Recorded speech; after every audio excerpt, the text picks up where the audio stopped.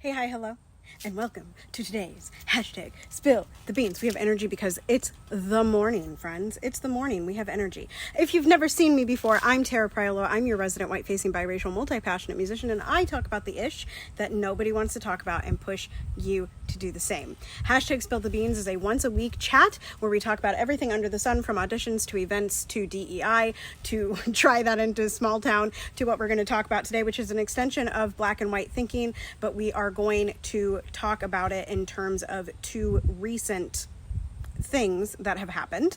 Maybe not recent. One is recent. The other one might just be a thing that I've been thinking about, but whatever. You'll stay with me. So, oh, my drink is all the way on the other side of the table. Grab a drink and come on back. Let's get started.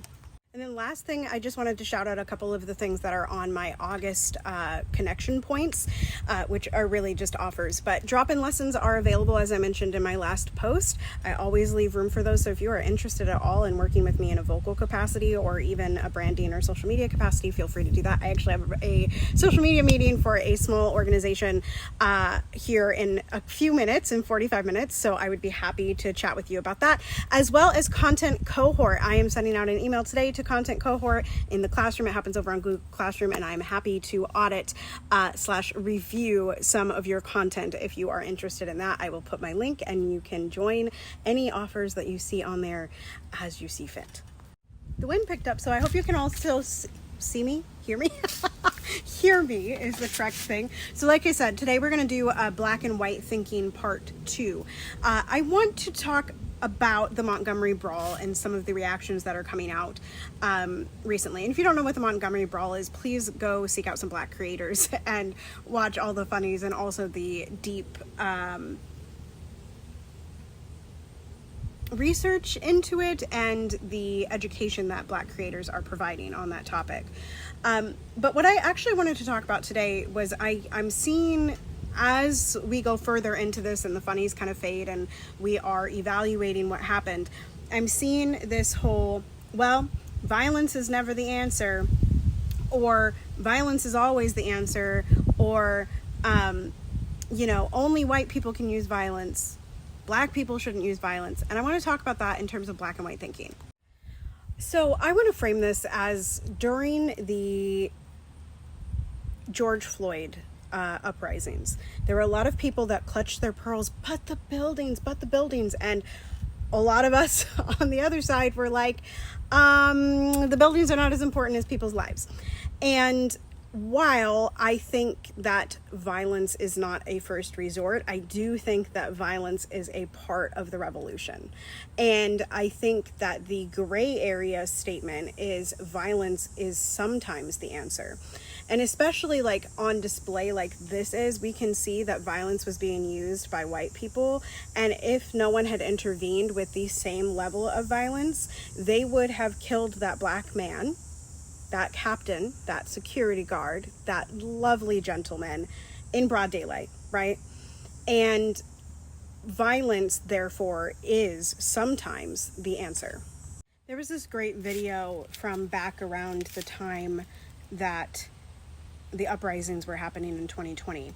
And I believe it was by Tamika D. Mallory. And she said, "We learned violence from you," right? And so I do believe that violence is not the first answer, but it is an option, right? And I think if we live in a gray area that no one is 100% morally right and no one is 100% morally wrong, because quite frankly, we're creating a lot of things in today's world that we didn't have before and we are experiencing as new things, then we will get further into the progression of community first and Black Lives Matter. Once again, the wind picked up, so hope you can hear me. But then I want to change gears. I want your thoughts on that previous part. But the other thing that I brought up yesterday on my post about changing the structure of the voice studio is the status quo and how that is an example of black and white thinking. The idea that you have to move in the world in the exact same way that whoever educated you moved in the world, right? That because we suffered, the next generation has to suffer, and so on and so forth. And I think the correct answer I don't want to say correct. I think a better gray area answer is, how can we use some of the things that we have learned, but also set down some of the more cruel tactics of past generations and life. And I think a large step in dismantling black and white thinking, which is a byproduct of white supremacy, is recognizing when we are using those binaries, right? And really putting things on a spectrum instead of a binary, right? Your engagement is always welcome, because I don't want to be the center. I want this to be a community. I want us to build beyond paying attention to Tara. So while I have boundaries, while I operate under the notion of consent, I don't want this page to be just about me. I hope that you are learning from me, and I hope that you are taking things with you, but it's not just about me. It's not my ego. It is about the community and learning together and changing the world together. Anyway, that is all. Continue to be anti-racist, be safe, make good trouble, do good work. I love y'all hardcore, and I'll see you next time. Bye-bye.